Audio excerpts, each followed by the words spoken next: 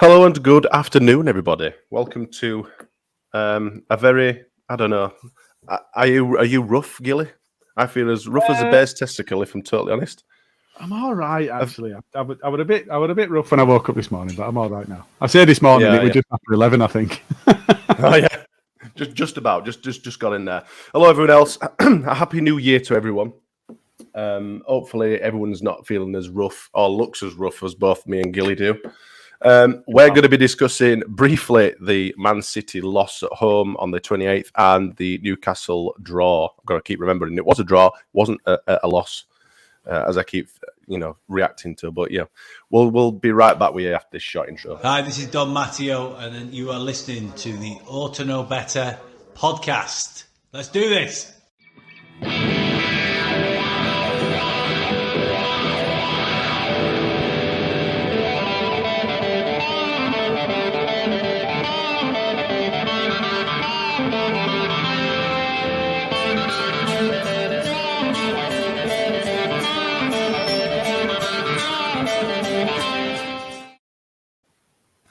Hello again, everyone in the comments. Happy New Year to everyone who's joined us this afternoon. I nearly keep saying this morning because it feels like morning still.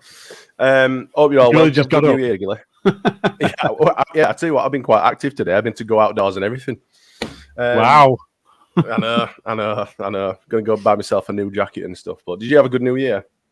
Yeah. It was all right. Watched a couple of films. Drunk a couple of bottles of fizz. Yeah, fairly standard. But yeah, no, you were all right. You? Well, I bought myself, the Beavertown beer.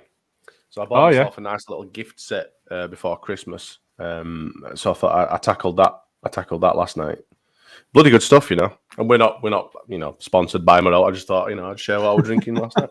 But no, if they want to get in touch and talk to us about sponsorship, if you want to stick us a couple of cheeky sponsors our way, then we will not look any further. But no, good one. Hopefully, we can put 2022 behind us now and look forward to 2023. But we'll delve into that a little bit more. We'll start with the Man City game then. Apologies, we didn't have a Berardi and Coke because the others just couldn't be bothered, I think. So me and Gilly will talk about it now briefly. So what did you make of the Man City defeat then? As expected, really? Well, I was very, very worried. I think the balance of the game and the way that the game played out and the chances that were created for them and the lack of chances for us more than anything else. I think that's pretty much what we expected. I was really worried about this one being a cricket score. So the fact that we came out having lost by 2, I think we talked about it on the main pod, and Jay said I could never just accept a defeat. But you look at the capability that they've got and the way that the game went, and it could have easily been a lot more. I know we got beat, but I think that scoreline flatters us somewhat. I think we only had 30% possession, something like that. Yeah, Marsh ball is not to dominate possession. That's marked difference to Bielsa ball, but 30% is that's pushing it a little bit, but that's not because of the way that we set up. That's just because of how dominant they are. So yeah, 3-1. I predicted 5-1, I think, and thought that might be slightly conservative. So it was better than I expected. I think if you look at the chances, they did spurn some. Haaland could have had an hat-trick in the first half. Grealish would have at least 3. So and I love that. I mean, I know he got a couple of assists, but I love that he fucked up in front of goal against us because I'd have hated to see him score after diving, after whinging and whatever else. That's.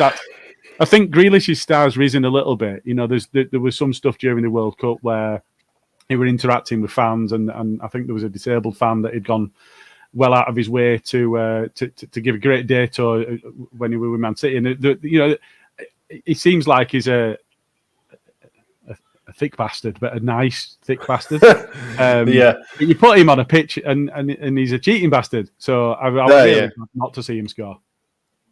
No, he's a proper shithouse, like. And have you seen that? Have you seen Troy Hawke? Have you seen the comedian Troy Hawke? It's, I can't remember. The Greeters Guild guy. The Greeters Guild guy, Jan Mulby, all that sort of stuff. And he did a skit with all the Man City players, and I think he said something like, "You've got a marvelously symmetrical face" or something like that, and kind of went like that. It kind of touched his face like he had something on his face. You know, he is a bit of a numbskull, isn't he? But it does seem like a pretty nice kind of down to earth sort of lad. But he's just an absolute shithouse. And some of but he's a master at it. You know, if he played for my team, would I be all for it? Maybe sometimes, especially around the box. He literally gets. Look at Ayling, you know, and look at how we treat the Ayling flop. So you know, exactly. It's a little bit hypocritical of me, but the Ayling flop, usually there is some form of contact. There's contact. I mean, he uses it. Ayling uses it well. That case. Yeah, from a defensive point of view, he uses it well because if he's stuck or whatever and he gets any contact, he'll go down and wins. You know, you've gained you've kept possession and you've shielded the ball. He's gone down, and then obviously everyone piss off and we can start again. Where he's completely different. You know, he's looking to get fouled all the time to give them an advantage from an attacking play. So he is a shithouse, but you know, whatever. Haaland, what did you make of him? Well, I think he'd already said that he'd predetermined he wasn't going to go over the top with celebrations if he scored. Celebrations, yeah. He's exactly what we have all expected, isn't he? What is he? The youngest person to ever get to 20, or the least matches to get to 20 goals, or whatever it was. Yeah. 20, I think I saw some at Mad. I would try to catch up on Match of Day earlier, and I think I saw something mad like he's got 29 already. We're not even halfway into the season. In all comps, he's got 20. Yeah. And they're still in all of those competitions, so it's not like he's going to play fewer games as the season goes on. It's just insane. Scary, isn't it? It's scary. And the thing is, like, it's not. I mean, his last finish were just literally. I mean, it were a bit fortunate, but it was just a one-touch finish. Yeah. Grealish cut back across our box, bosh. Just one simple left foot bang, and it went in. It's like, you know, his first one would have tapped him, won it. And he's got everything. It does have everything. The strength, the pace, the turn of pace over the first 5 yards. He's good in air. He's the complete striker. And you see that in him, is that he just exudes confidence as well. So you have the confidence. I don't know if you've seen any match at day, but he got a bit of a kicking with Everton. What went physical with him. And it just made him angry, and it just made him more determined to score. Yeah. You don't want to piss him off, do you? Well, that's it. And so, for me, I think, you know, Leeds and you know you are. He's you know that. Yeah. I think some of the outpouring of affection, especially from Marsh. I know that he'd played under him before, but I think he went a little bit far for my taste. But equally. He is a Leeds fan. We know that he's a Leeds fan, and so there's always going to be a little bit of that. And I think that there was that bit of it wasn't that he did an Adebayor in front of Arsenal fans running. Knee slide. Do a lap round and knee slide. Yeah, so there was a bit of mutual respect, maybe. So you know, and I appreciate that. But he's a monster. He's an absolute monster. He's an animal. When your two mates messed up at the back, and Grealish latched on to that misplaced pass or whatever. Well, actually, it wasn't a misplaced pass. It was actually going to cut, but I don't know what happened. I think he looked away, and all of a sudden, Grealish had taken it off his toe end. But you saw, like, obviously, Haaland were behind Jack Grealish, and managed to burst through, absolutely left cock in his dust, and just the pace on him is it's frightening. It's frightening. It just left him for dust. And it was just like, oh, wow, well, this is a goal. Obviously, this is it's from a standing start. You know, it's that first 5 yards is where you know, if you get in front of somebody, it's really, really difficult. And then you can cut across them, or you can just out-muscle them, or just hold your line. And then it's so difficult for a defender to try and manage that. So, I mean, yeah, you're right. So the pass maybe should have been a little bit heavier, as in the pass were a bit short, but Cock were asleep. And yeah, mate. But you know, even half a second when you're playing against players of that caliber, you're going to get punished.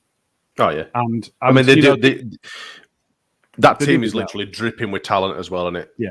What did you think? We'll talk a couple more bits about Man City, and we'll try and talk a little bit about the positives from that game from our side. But what did you think to Calvin's return? Eats what he wants, doesn't he? Well, yeah, that is literally. I mean, there isn't right a lot to say about it, is there? No. He eats what he wants. He eats what he wants. Calvin Phillips eats what he wants. That was it. And I kind of hoped. I mean, there were lots more chants going on in concourse and stuff like that. Phillips of Yorkshire Polo is massive, and a few others. But I actually stuck bees up as well. When I went round, I went, fuck off, shit house. Oh, you animal. You vile animal. I just thought, no, fuck you. Oh, twatting my mic here as well. I just thought, no, piss off. We've just been dicked by City and he's running around smiling at everyone like, shut up, you little shitbag. Yeah. Go play bloody table tennis back at training centre. That's all you're bloody good for now.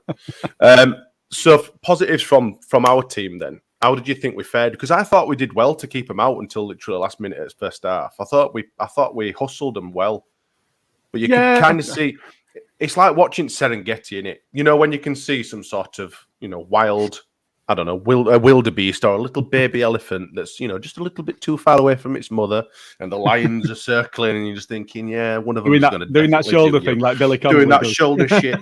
And I just thought they're just literally taking the time. They were so patient, and then bang, 1-0. And just thought, right, it's going to be an onslaught from now. But what were your take on first half? Yeah, I mean, I think they were quite profligate in front of goal as well. They did make some chances that they spurned, but I felt that the way that we'd set up, you never could have imagined that Bielsa would set up in that way ever. He just would not have done it. Now, the only time I remember him doing that was against Man City, and it was just after Cooper had got sent off, and we were forced into that position. So low block football, compressing the midfield. It's awful to watch, but actually that is what we had to do to stop it being a cricket score. And I think that you have to have that sort of willingness to just go, do you know what? This side is so good. If we don't do this, we're going to get absolutely pummeled. Rather than so it's kind of like damage limitation, really, rather than trying to play basically. Football. And if we'd have got to half time at 0-0, you then think, right, okay. We've got something. We've got a platform to build on here. We've got something in this game. We've got to half time. Nobody expected. I think the odds were something like 2-1 for Ireland to score in the first 10 minutes. Not any time. Not in the first half. It were 5-1 for a hat trick, mate. That's just obscene. Nobody expected us to get to half time at 0-0. So had we done that, and then the context of the talk at half time completely changes if that's 0-0 because you've got something to build on, and you're like, right, okay, keep it tight. Next 10-15 minutes, don't give anything away, and then we'll try and do something on the break. And that would have been shit house a win, basically, or even a point. Absolutely. Yeah, absolutely. Yeah, so, if they're getting frustrated and all that sort of stuff, then they're going to start slipping up and making mistakes themselves. But they just didn't, did they? They were literally they didn't. To a T. They were perfect. Yeah. They were perfect. Yeah, they were. They were very professional. I mean, it just shows the setup for it. We're just looking at what we're saying is the setup for it. I get frustrations from fans. Oh, I'd rather we just had a go, and if we get battered, we get battered. But yeah, hang on a minute. We've also got to look after our goal difference. Because our goal difference is a lot better than some of those that are down around us. Last year's a perfect example about goal difference. You look at that; it absolutely made us suffer last season. And and the balance against Man City was 11 goals to 0 last season. That's mad, isn't it? You can't do that. So for me, I liked the fight. I liked the passion. We missed Adams. A hell of a lot. Yeah. But being able to have that fight, the passion, and knowing that stubborn nature of no, this is the way that we play. Well, you can't always do that. You can't always impress yourself on an opponent, especially when it's multi-billions of pounds worth of talent that's arrayed in front of you. No. I mean, there were There were a point where we pressed them into their back left-hand corner. I think this was in the second half. No, it was the first half.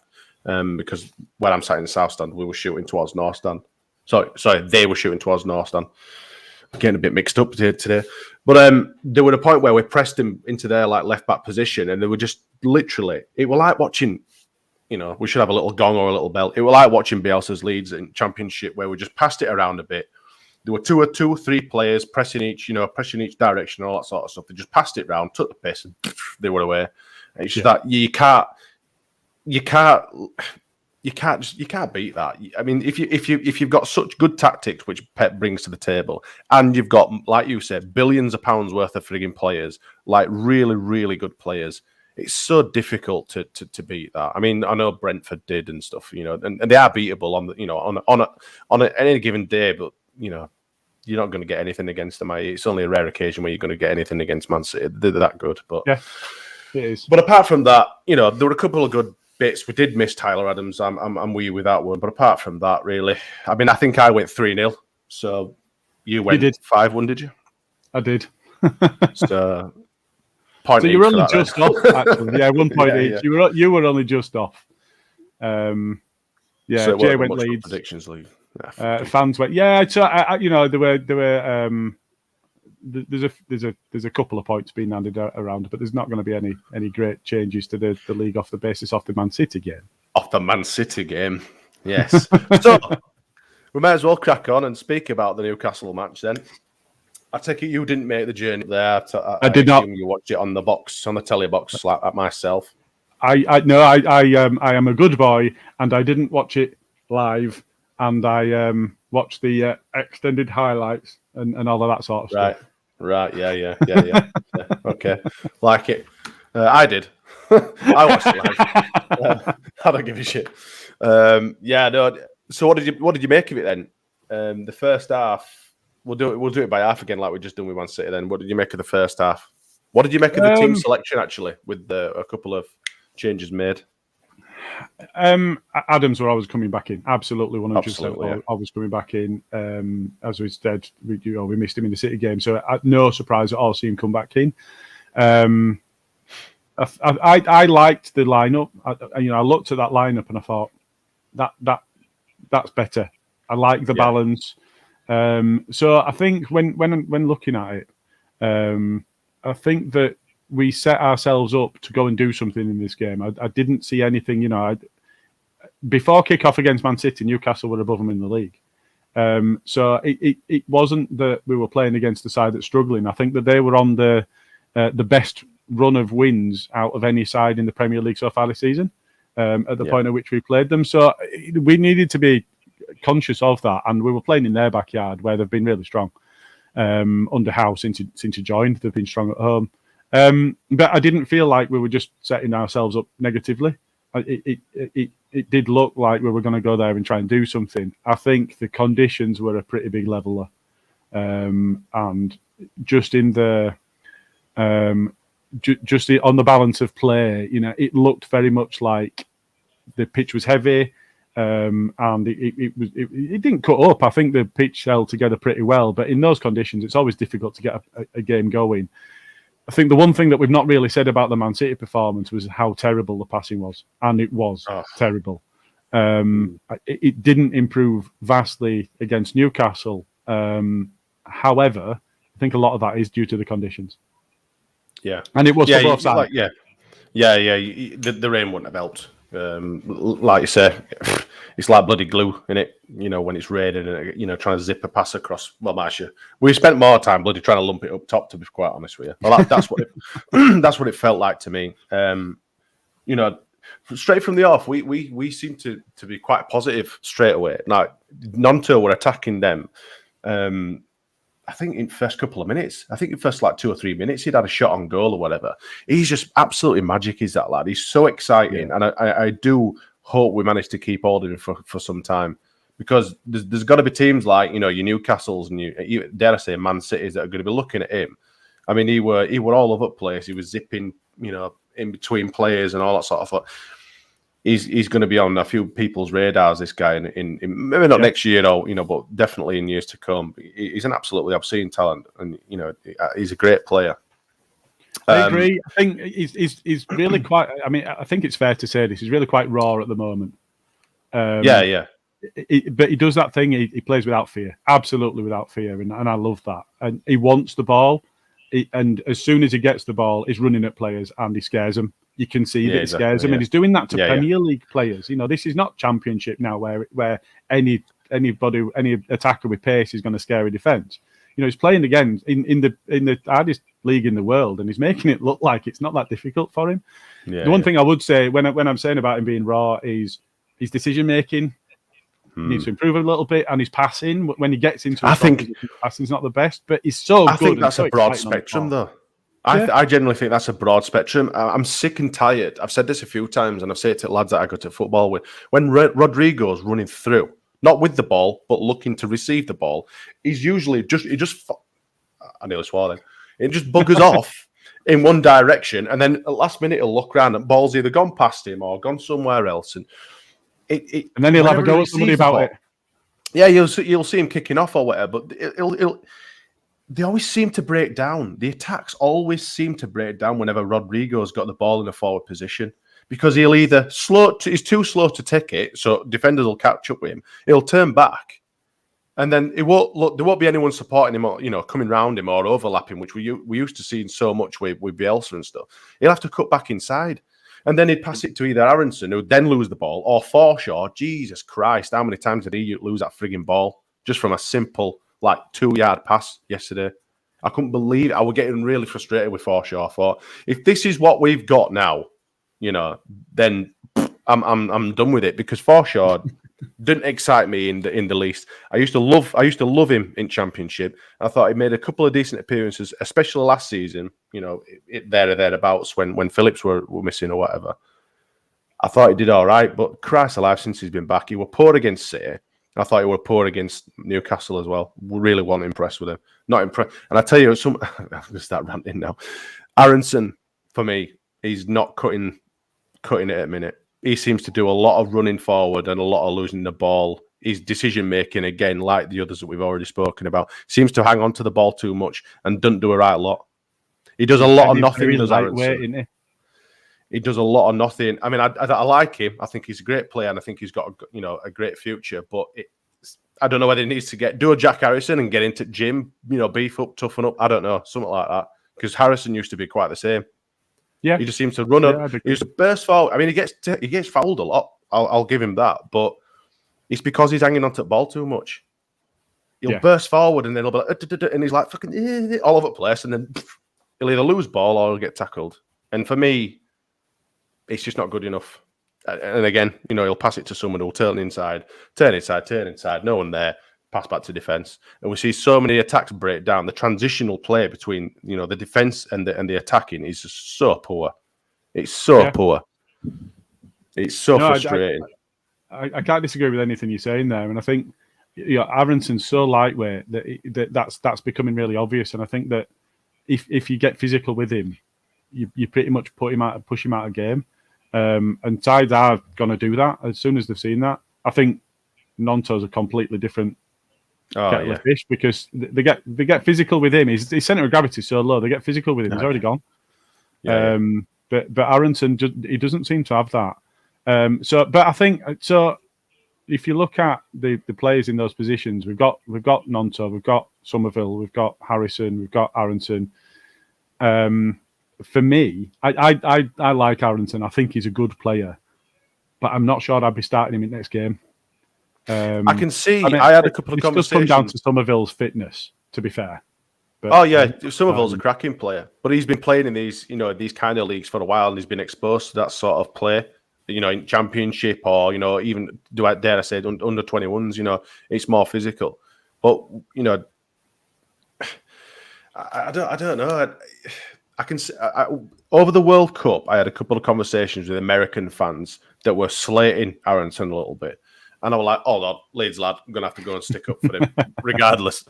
And I was saying, he carries the ball well and this, that, and the other. And they basically said what I've just said. He says he's good, except he hangs onto the ball too much. He's, he flaps around. He's too lightweight. He's this, that, and the other. Started reeling off a load of stuff. And I thought, whatever, bullshit. But over the last couple of games, I know exactly what they're on about, and I can understand why he's not starting for the States. I can understand why he's not, he's not on in the starting 11 like Adams is, because Adams like a little Rottweiler. He loves getting stuck in. He loves shithousing people. He stands up for himself. Did you see that one when he kicked the ball? I think there were 2 balls on pitch. It was unreal. It was beautiful. Willock. Or one of their players pulled Click out away, didn't they, to get a ball? And as Tyler just booted the ball and ball split as we were about to pick one up. Shithousery of the finest. Them two, Click and Adams together, just absolutely brilliant. But I agree. Just going back to a couple of issues that I thought we had. It's just the simple stuff. We don't seem to do the simple stuff good enough anymore. Because there were a moment, I made a comment on it. 33 minutes in, we don't do simple, effective things anymore. Clear pass back to Meslier, it was cock, but he decided to just boot it straight out of play. Normally, we'd have cut that back into Meslier, under a little bit of pressure, and Meslier probably would have booted it out himself, to be fair. But, at least you can build up your attack. We don't seem to build up any sort of attacks from defence anymore, especially yesterday. We just seem to just launch it straight out of trouble, but they're just giving it straight back to them. Their defense would, played really well as well, and it was just another wave of attack. And we seem to weather the storm. We seem to do all right under their pressure. Luckily, they were shit as well. They couldn't finish their dinner yesterday, otherwise we could have been in trouble. But I just think, I agree. Where's all this basic stuff? It's all right as all running round in one direction and all swarming people, but where's the actual football? And this is what's getting me really, really frustrated. It's just horrible to watch. It's fucking schoolyard sort of shit that we're watching, with a couple of flashes of brilliance, like from maybe Harrison or Nonto or maybe Aronson, and then some top shithousery from Click and Adams. What else is there to really talk about? No. What else is there to talk about? Do you know, I was really disappointed as well, because if I know that I've mentioned Bielsa a few times on this one, and it's because we loved it so much. He's not just dominating possession, but also the shape of the side and the way that we got at people, but the way that we hurt them with the ball. And I think that I was looking for that from Bill, and he really disappointed me, because what I really wanted was that attacking dynamism from a fullback, because we've just not had that now. Stroik's playing out of position, and I think he's doing a manful job. I think he's done really well in that position that he's been in. But he's not a natural fullback, and he don't get forward like a natural fullback does. Don't have the pace as well, does he? Yeah, true.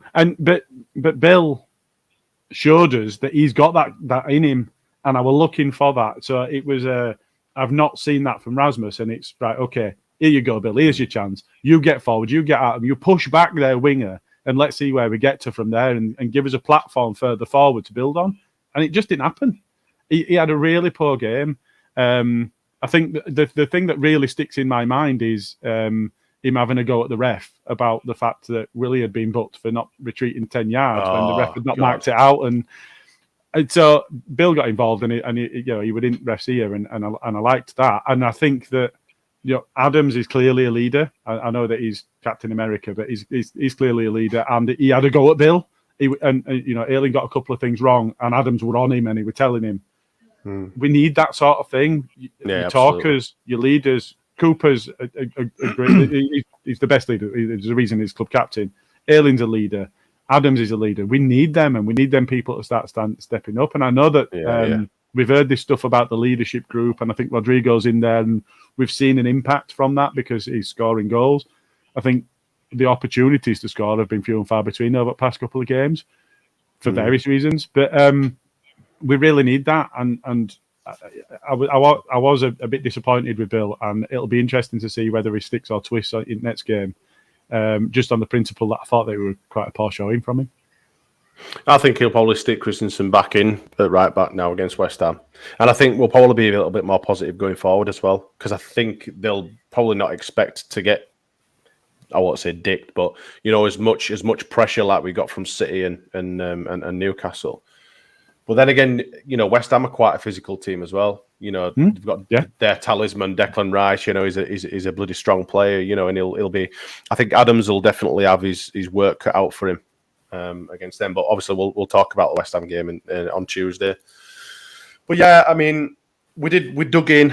It was like Bastogne in World War II, wasn't it? Artillery were going off all around us, and we're getting battered to death. But we stuck it out. Meslier, he did well. He made a couple of good saves, and all in all, really, it's it was a well fought hard point, it just leaves that little bad taste in your mouth in it, because it was just such a short like poor game from us going forward. We didn't sort of show any sort of initiative going forward. We looked lost again, but it's a continuous theme this season going into last season that once we're in that attacking sort of mode, we just seem to be. It's so slow, so laborious. And I know we're going to go back to, because we've got, the thing is, like with Bielsa, you've got this holier than holy man who changed our complete idea of what football should be. And it was fantastic. We defended well. We defended competently. We attacked well. We attacked fast and with aggression. And there's nothing. When Marsh came in, I mean, you know me, I've been saying it from the minute he walked into the club that I don't think he's the right guy for us. I still don't. I don't like his football. I'll support him because he's our manager, but I don't like what I'm seeing. It's boring. I've got no interest in it whatsoever. But we were promised something similar, and there is nothing similar. Any aspect of Marsh's football is not similar to Bielsa's football. There is nothing, absolutely nothing. And probably the only fact that they use one striker up top. But we're using Rodrigo, who's not a number 9. We've got a number 9, half a biscuit left in chuffing Price's bloody medical suite back at Thorpe Arch. We need a striker. We need someone who can make these runs, because that's what Bamford were good at. Yeah. And whether we'll see him playing properly again, I don't know. And to be honest, I don't really care because I'm sick of fucking having. Oh, I swore. I tried not to swear. We're not past the watershed. I'm sick of having broken players in our squad that we're relying heavily on all the time.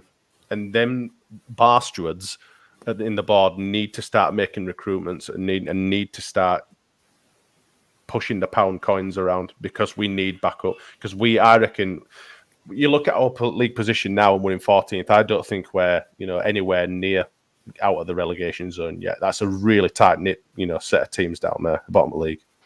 It is, and I think if you look at the points, we're only 3-4 points clear of bottom.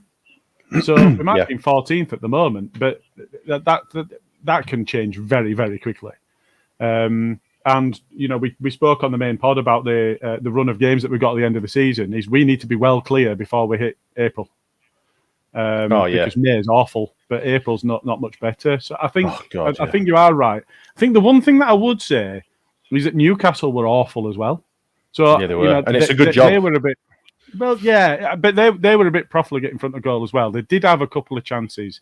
I think Almiron missed one, Wood missed one. I mean, when Wood went round Meslier early on in the game, and you're thinking, oh shit, there's a man open. I didn't shit myself. I don't know about you. I don't know about you, but I thought, I didn't even. Normally, if it had been if it had been Callum Wilson, I'd have gone, oh dear. But it was Wood. I think Wood is terrible. I think he's a terrible. Yeah, but all he had to do was literally just play it into the middle.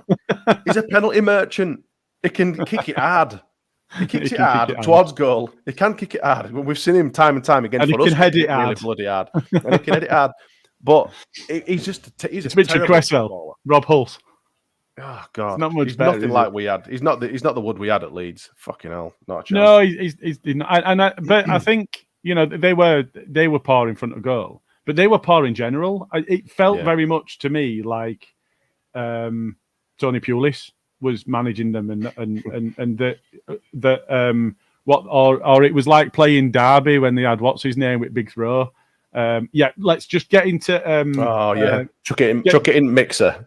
Get in their half, and it very much felt to me like Newcastle were right. Get in their half, and let's roll around on floor and get a free kick, which the ref gave every single time. Let's roll around on floor, get a free kick, and then we can just aim for some giants in box. And it was put it in mix of football.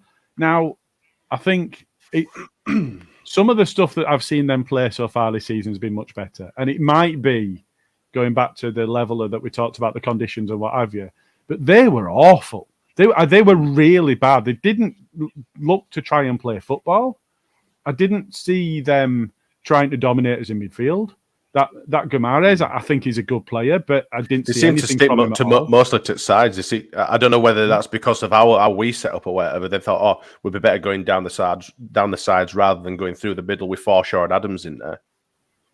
And the weather, I don't know. And maybe so. And yeah, the conditions definitely won't have. It never helps when it's that heavy rain. It never helps the football be fancy, free flowing stuff. But they were awful. They were one of the worst. It was like we were watching Everton or Wolves, just rolling around on floor. And I didn't expect that from them. They were really, really poor.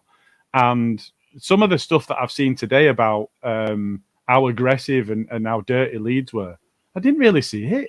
I really didn't. I saw a lot of, I think they were quite lucky actually to not.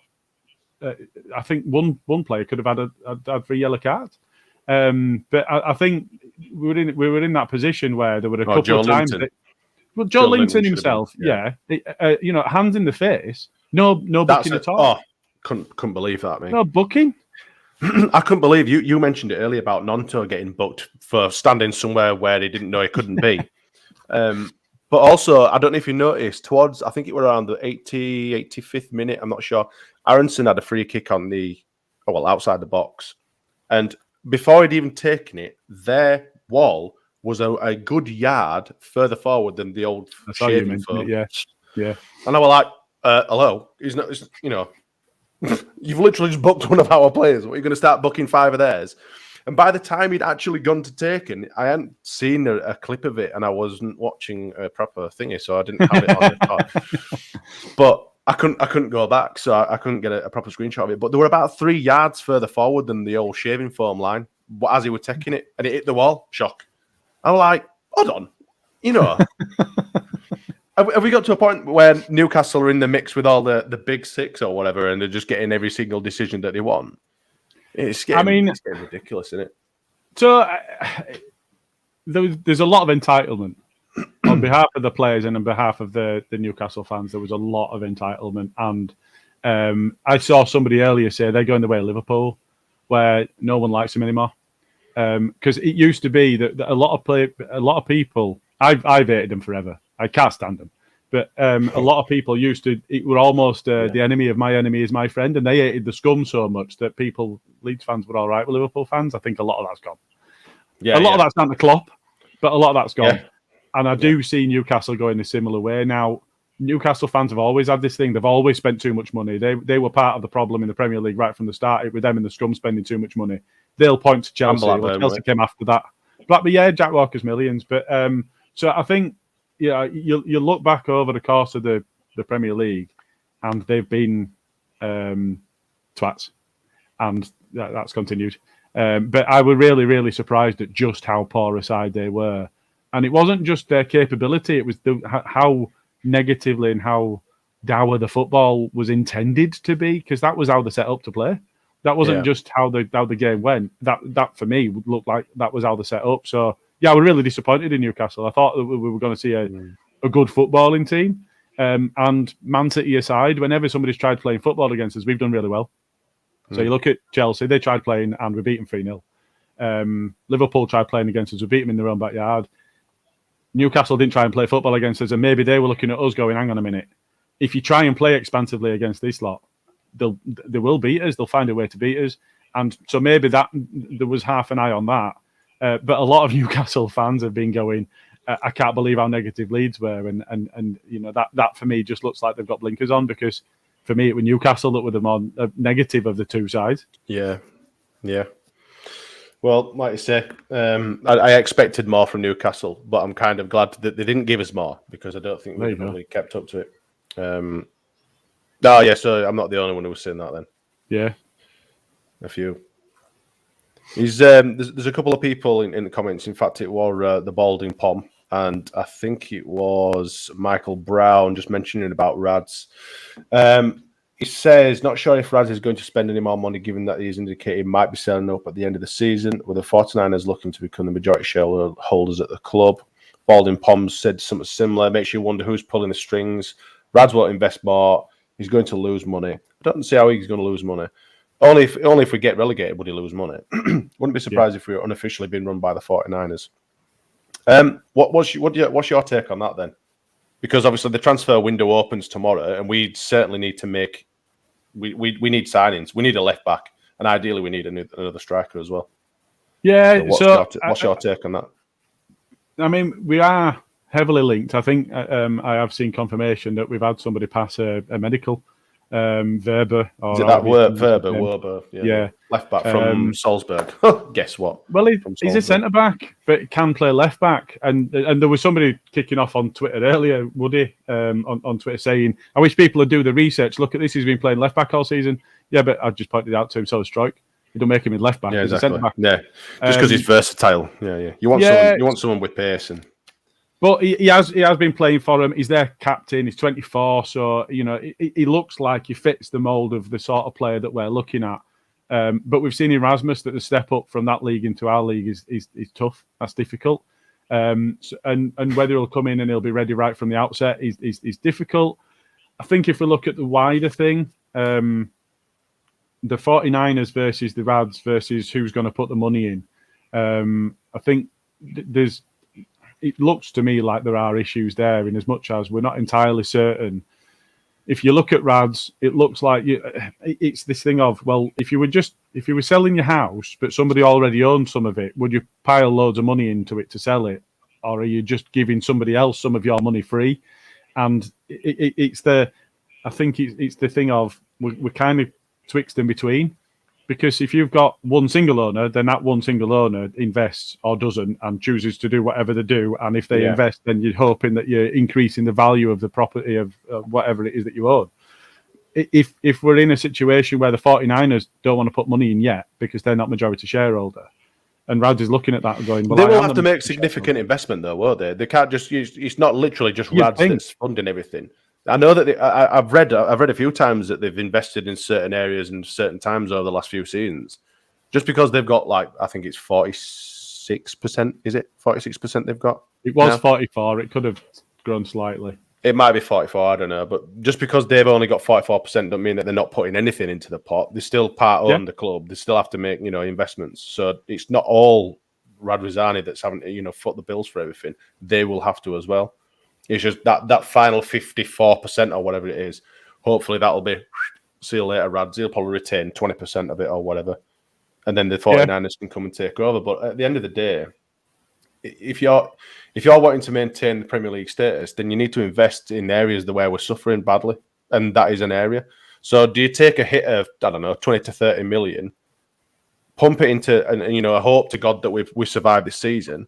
Or do you take a gamble and then end up losing probably, a third of what the club's value is anyway, which is probably more than that, wouldn't it? 70, 80 million probably. I think if you're in a position you've got to weigh up your options. You have, but I think you wipe 80% of the value of the club off if it gets relegated. Exactly. So yeah, I think we're like. Oh yeah, for me it'd be 100, 200 million that you wipe off the value of the club. It's a no-brainer, isn't it, really? I think so. I think, and you look at the sorts of players that we need. We need a player that's going to come in and he's going to occupy defence that scores goals. They're expensive. So they've got to find a way to get the investment right that allows us to ensure that we maintain our status in the league. And I've said for a while, I said from the start of the season, I think 17 is the best we can hope for. I firmly hope that we'll finish 17th because I don't think we'll do any better. Richie Holmes and a couple of others there have mentioned players that will be linked with. The Ryan Kent will come back round, Noah Lang will come back round, Shea Adams will come back round, and those links will still be there. Rodrigo De Paul's been linked again. We missed out on him last time round. Hakpo's gone to Liverpool. What about Ryan Kent? Has he been linked by any chance? I mentioned him. I've not seen him, but yeah. First one I might as well throw him in the mix. Yeah, there you go. Liam V. Noah Land linked with us again. So we can name the players that we're going to be linked with. Cunha we won't be linked with because Wolves beat us to him. We missed out on that one as well.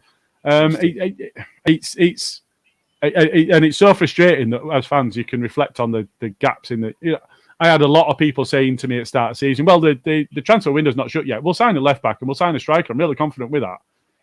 We didn't. Yeah. And we've not made any any purchases. We've done no transactions in January since I can't remember. Yeah, we have. Forshaw, maybe? It's going back a long time. No, it was I think it was Kiko.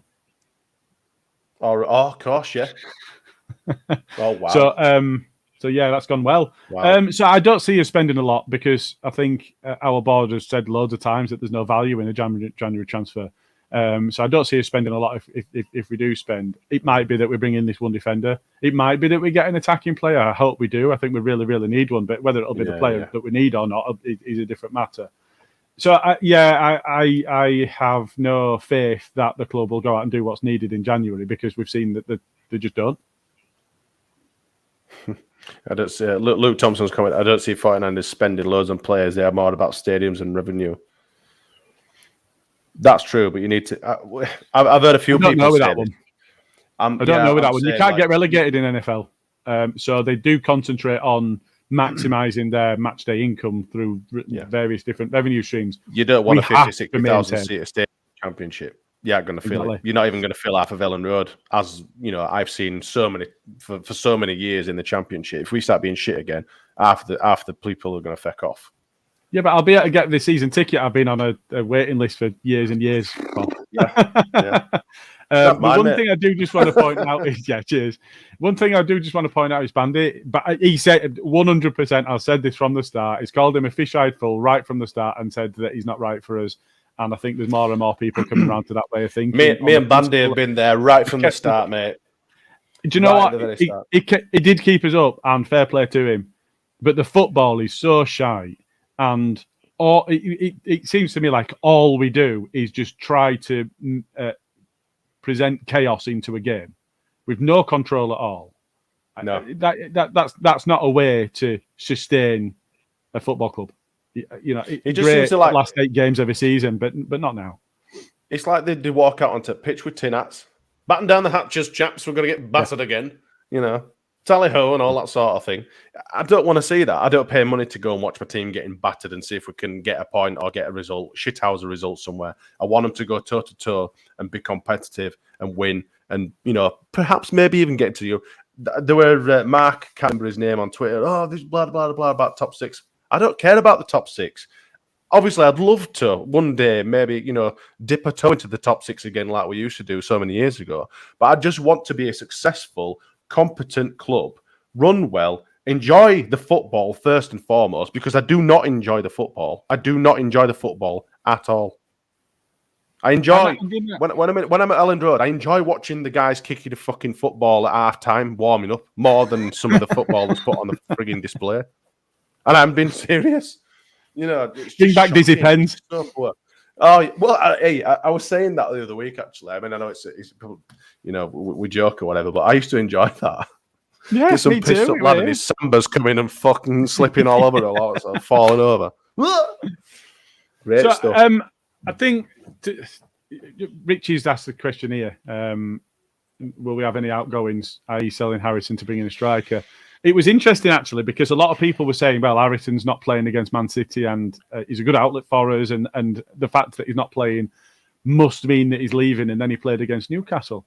So that's an interesting one, really. And you don't know if there were question marks around fitness. Somerville, again, I think, will be playing. I think he might have had glandular fever at the same time Melia did. But I think coming back and playing as a winger is quite different to coming back and playing in net, isn't it? In terms of the absolutely. Demands on your body and the ability to and stuff. Exactly that. So it is a different proposition. So it might be that he was just carrying an injury, but he's probably the most marketable asset that we could afford to let go. I don't want him to go. I do rate him. He's frustrating at times. I get it, but I think he's a good player, and I won't want to see him leave. No, but if you were getting the tens of millions that were talked about, Newcastle were looking at a £40 million bid. That was the rumor. You look at that. Yeah, they'd bidded something really low, like really early 20s, and that's why they were basically laughed at. We laughed them out of the park. That's what I heard. They came in with a ridiculously low offer for him, and they were just like, no. I mean, if they came in with a big offer, then you could see him going. And whether that would all be reinvested, we saw money come in for Raf and Calvin in the summer. It didn't all get reinvested. I think we spent 10 million less than we brought in, or maybe slightly less than 10 million. Would we reinvest everything? Difficult to know. But I've no faith that we'd go out and find the right person anyway. No, the recruitment is just as suspect as the amount of spend. Oh, well, we got. Oh, have Leipzig or Salzburg got left that we can pilfer from? I mean, we're going to have to start looking at New York Red Bull or whatever. Exactly, we laugh, right? But based on currently, what's going on over the last couple of transfer windows, we just seem to be raiding previous clubs that Jesse's been in charge of. Yeah, I'm like, I just think there are other options. There are other players out there. Even within Premier League teams, players that are on the cuff that are quite fit in a certain style. I mean, is it worth going out for a winger because we don't bloody use them? We don't use wingers now. You might as well bolster your your defence or your centre midfield and maybe buy an absolutely outstanding number 10 that can juggle a ball at the end of his foreskin, because your wingers are completely ineffective. And even if they do manage to cross a ball in, maybe, but even if they do cross a ball in, there's no frigger there to bloody edit in or whatever else anyway, because they'll be in Rob Price's chuffing surgery back at Thorpe Arch. What's part? In fact, we might as well just dissolve and sack it all off. Yeah, let's just all go home. I guess the only other one is Timo Werner. He's at Salzburg. All right, yeah. Has some Premier League experience. Again, I think it cost them something mad, like 70 million. He's only on loan from Chelsea, though, isn't he? Is he? I think so. I think so. Okay. I don't think they bought him. I think he kind of scuttled back because Chelsea are set shit out and don't play him. He's a bloody good player, him as well. He wasn't good for them. Not for them. But who does go down there and excel anymore? True. Yeah. It's thin pickings, isn't it, really? But jeez. Anyway. So yeah, I've got no faith in us doing any of that. Bloody hell, Aston Villa have beat Tottenham 2-0. That's just not what we wanted, really, is it? Could have done without that. What did you manage to look at some of the results over the weekend? I watched a bit of. Who is it later? Forest, didn't it? Bournemouth seemed to be struggling a little bit. As did Southampton, we know that. Everton, it's only a matter of time. Southampton got beat by Fulham. I was hoping that Fulham would drop off a cliff. And that's not looking like it's happening. Everton managed to pox a draw. I don't know if you saw the goal. Demarai Gray's goal. He actually slipped. He's a player. And then he just banged it in top corner. And I think it cost him like 2.5 million or something, did Gray? It was somewhat really small. When we played him first, I think Everton were our first game of the season, wasn't it, last season? It was our first game back. And Demarai Gray were absolutely ripping it up on their left wing. I was thinking, frigging hell, he's bloody good, him. And then obviously Pickford with time wasting from first minute. But you've got 20. From bottom to top, you've got Southampton, Forest, Wolves, West Ham, Everton, Bournemouth. I think someone in the comments section said that they don't expect to see teams like West Ham and Leicester. In fact, it was Michael Brown. He said it's going to be Southampton, Nottingham Forest, Bournemouth and Leeds in the teams fighting to avoid relegation. I don't see West Ham, Wolves or Leicester in relegation dogfight. Wolves maybe not, but I certainly do see Leicester dropping. Lopetegui, I think he's already had the impact, and they're spending money, so they brought in Cunha as well. Exactly. Exactly. So Wolves definitely. And I don't know if I'm saying his name, Lopetegui. I don't know if I'm saying it right, but he's got some pedigree. And he's, I think he's already had an impact. Yeah, I know they got beat, but it was the scum and the poxed to 1-0. So I don't know. I do think Wolves will be all right. I do think Leicester and West Ham will move away, and I think that the two of them, I do think that they'll leave us behind. Yeah. Well, proof will be in the pudding or whatever. But I don't know. I think, with a couple of signings, hopefully, we're speaking kind of with cross fingers, aren't we now? But, with a couple of signings in the right places, bolster our team. I think we've probably got enough to get it over the line. It's just, I don't want another, and I'm sure I speak on behalf of absolutely every single Leeds United fan there is. I don't want another relegation fight. I want to be comfortable. Oh, that's impossible. I know it's impossible. Lads has already told us it's impossible. But how good were it looking back on the 21-22 season when it was just 2021, sorry, when halfway through the season, maybe 3 quarters of the way, we knew we were safe and we're up there. We played as best football at the end of that season, as first season back.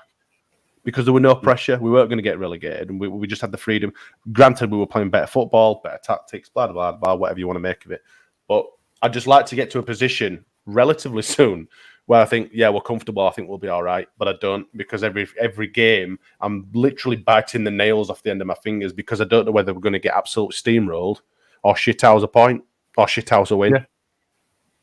Yeah. Because every win that we've had has been unexpected. It has. It's been unexpected. We hadn't expected to win that game.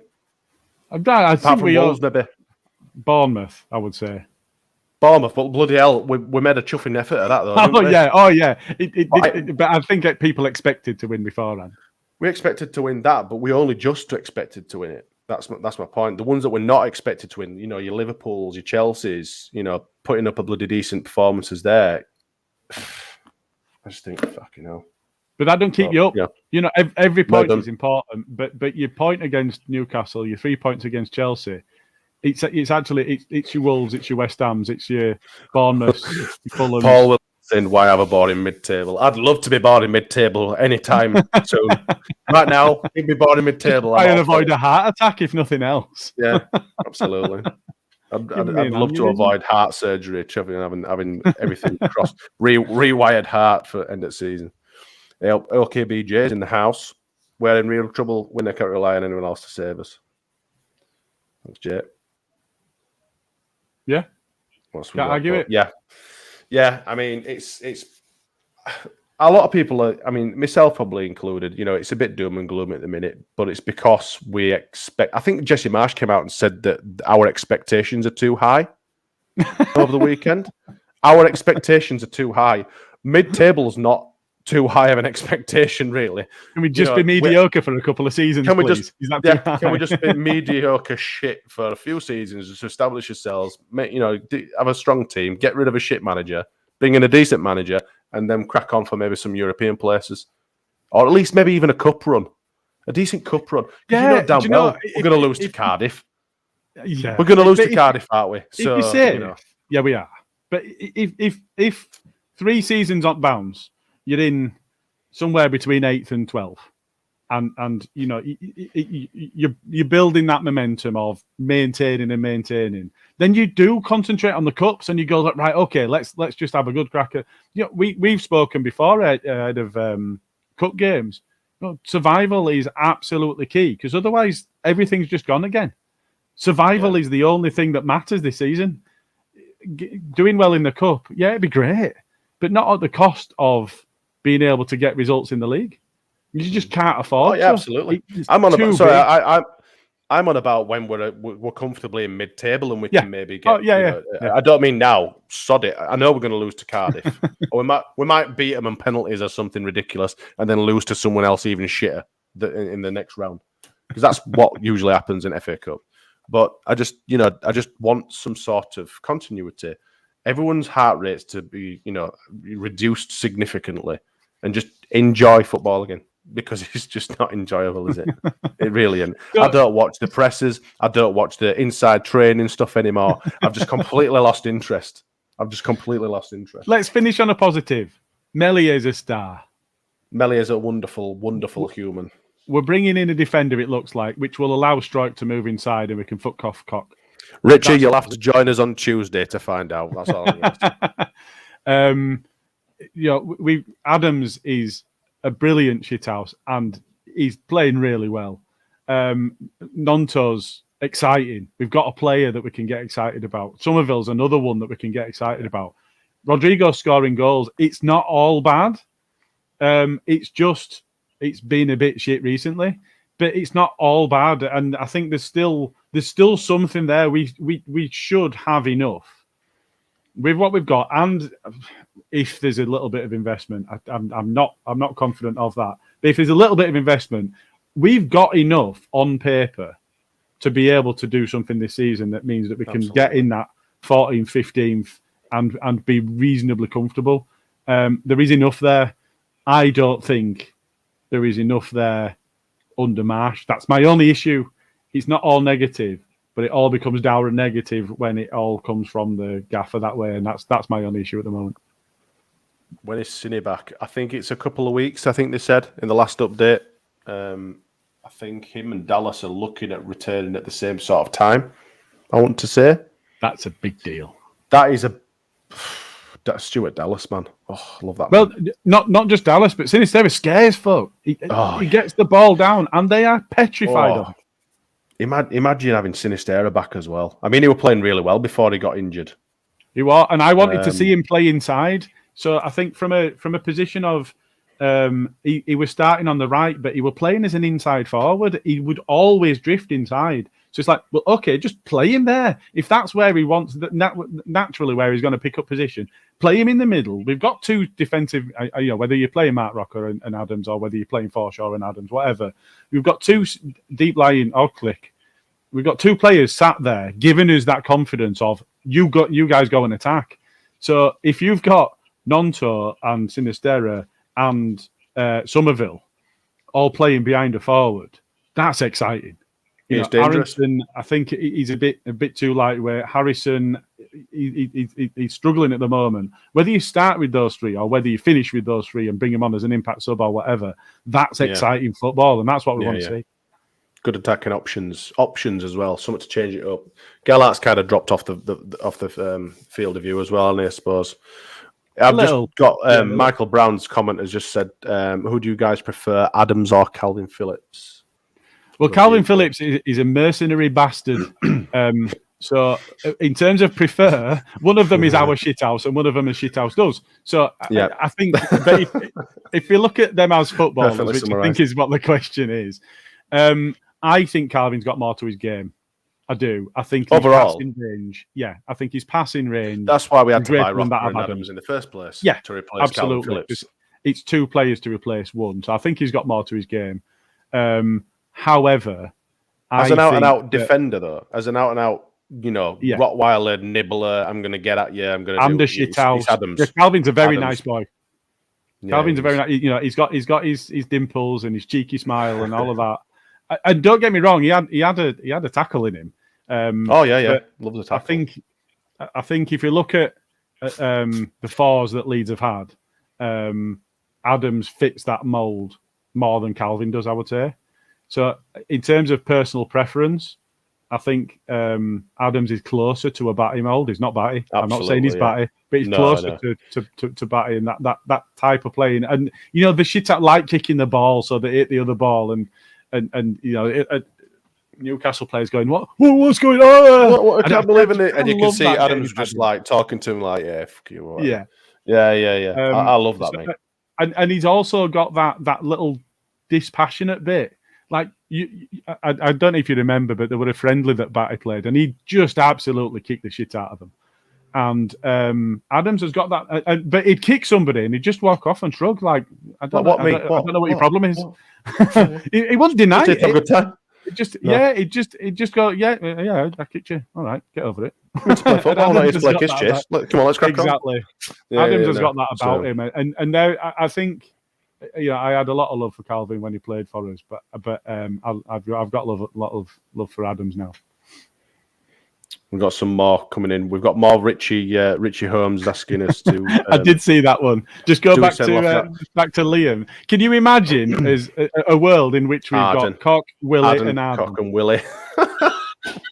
Imagine.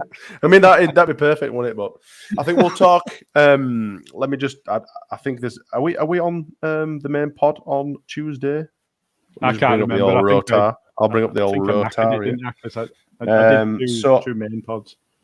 Tuesday is myself, Jay, Carl, and Luke. So we will probably look at transfers, who's coming in, who's going out, and all that sort of stuff on Tuesday. So we'll get more into that. This was only supposed to be a quick Berardi and Kirk, and we've ranted and raved for an hour and 5 minutes.